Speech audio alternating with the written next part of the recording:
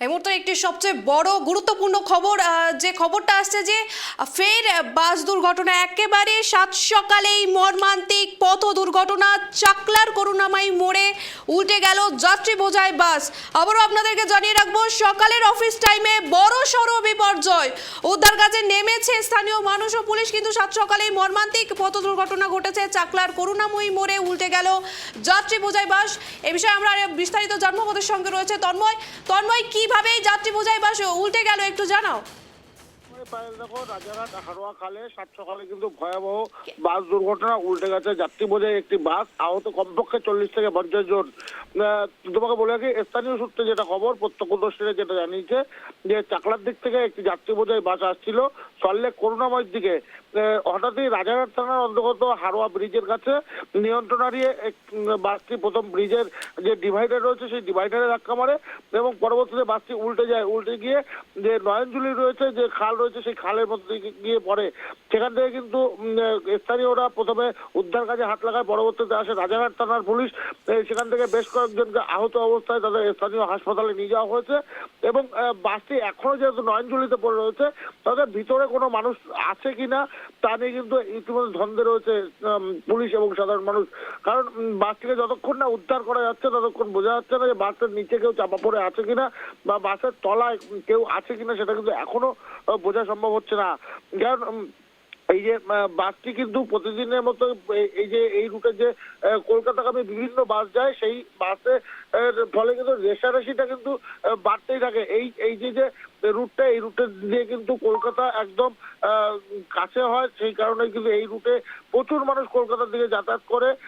সকালের দিকে সেরকমই প্রচুর মানুষ ছিল বাসে, তারা কিন্তু কলকাতার উদ্দেশ্যে যাচ্ছিল এবং সেই সময় কিন্তু এই যে ভয়াবহ দুর্ঘটনা, এই দুর্ঘটনার ফলে কিন্তু এখনো পর্যন্ত আহতের সংখ্যা প্রায় 40 জনের উপরে, কিন্তু এখনো কেউ বাসের তলে আছে কিনা সেটা কিন্তু এখনো দেখার বিষয় রয়েছে। একদম তন্ময়, কিন্তু তোমার কাছে আমার একটা প্রশ্ন থাকবে যে রাজারহাটের মতন এলাকায় যেখানে এত ট্রাফিক নিয়ম মেনে বাস চলাচল করে, গাড়ি চলাচল করে, সেখানে এরকম বাস কিভাবে উল্টে যেতে পারে? এর পিছনের কারণ কিছু জানতে পেরেছো? দেখো, দুটো জিনিস মনে করা হচ্ছে। এক হচ্ছে রেশারেশি থাকতে পারে বাসের, এছাড়াও যে সকালের দিকের বাস ছিল, ড্রাইভার যিনি চালাচ্ছিলেন বাসটি তার হয়তো ঘুমের ছুল এসে গেছিল কিনা সেটাও কিন্তু দেখার বিষয় রয়েছে। কারণ ড্রাইভার এবং খালাসিকে কিন্তু পুলিশ রাজারহাট থানার পক্ষ থেকে কিন্তু একাধিকবার জিজ্ঞাসাবাদ করা হচ্ছে যে ঠিক কী কারণে উল্টে গেল বাসটি। তারা কিন্তু এখনো পর্যন্ত এই যে দুর্ঘটনা তার কিন্তু সঠিক উত্তর দিতে পারেননি। তারা কিন্তু পুলিশ আধিকারিকরা জানার চেষ্টা করছে ঠিক কিভাবে এই দুর্ঘটনা ঘটলো। তবে এই যে দুর্ঘটনা, এই দুর্ঘটনা কিন্তু এই রাস্তায় টুকটাক প্রায়শই দুর্ঘটনা ঘটে, এমনটাই কিন্তু প্রত্যক্ষদর্শীরা জানাচ্ছে। কারণ এই যে রাজারহাট রুট যেটা রয়েছে, যেটা করুণাময়ী রুট রয়েছে, এই রুটে কিন্তু বেশিরভাগ সময় দেখা যায় যে রেশারেশি করে বাস চলে। এই রেশারেশির ফলেও কিন্তু এই ধরনের ঘটনা ঘটতে পারে, এমনটাই কিন্তু জানাচ্ছে পায়েল। একদম তন্ময়, কিন্তু এখন পুলিশ প্রশাসনের তরফ থেকে কি পদক্ষেপ নেওয়া হচ্ছে? তাদের কতটা তৎপরতা চোখে দেখতে পাচ্ছ? দেখো, একেবারে ঘটনার কিছুক্ষণের মধ্যে কিন্তু ঘটনাস্থলে এসে উপস্থিত হয় রাজারহাট থানার পুলিশ এবং বাসটিকে যত তাড়াতাড়ি সম্ভব উদ্ধার করার চেষ্টা চালানো হচ্ছে। পাশাপাশি যে যাত্রীরা রয়েছে তাদের ভিতর কেউ আটকে রয়েছে কিনা সেদিকটাও কিন্তু দেখা হচ্ছে।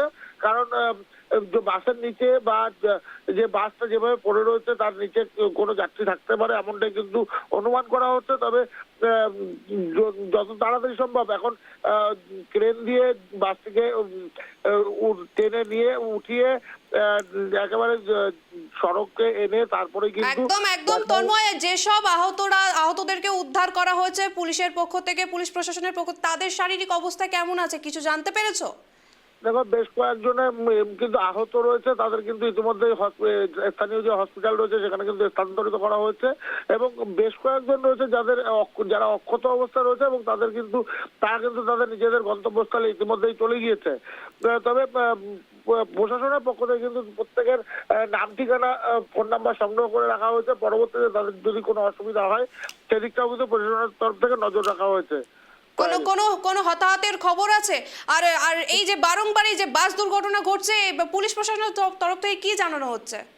দেখো হতাহত বলতে আহতর সংখ্যা রয়েছে বেশ অনেকটা, কিন্তু তবে এখনো পর্যন্ত মৃত্যুর কোনো সংখ্যা নেই। কারণ মনে করা হচ্ছে যদি মৃত্যু হয়ে থাকে কারণ তাহলে বাসটা না চলা পর্যন্ত এখনো পর্যন্ত সঠিকভাবে কিছু বলা যাবে না। তবে কোনো মৃত্যুই কাম্য নয়, মৃত্যু যেন না হয় সেটাই সবাই চাইছেন।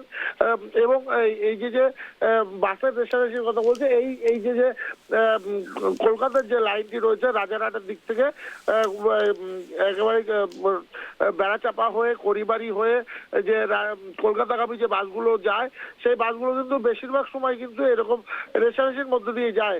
কারণ এই রুটে প্রচুর মানুষ যারা কলকাতার উদ্দেশ্যে যায় এবং এটি হচ্ছে একদম কলকাতায় যাওয়ার একটি শর্টকাট রাস্তা, এবং সেই রাস্তা দিয়ে কিন্তু প্রচুর পরিমাণে গাড়ি যায় এবং সেই গাড়ির রেশারেশির ফলে এই ধরনের দুর্ঘটনা ঘটতে পারে এমনই কিন্তু প্রত্যক্ষদর্শীদের অনুমান। পায়েল, ধন্যবাদ তন্ময়।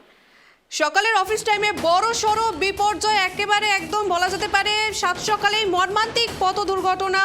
চাকলার করুণাময়ী মোড়ে উল্টে গেল যাত্রী বোঝাই বাস।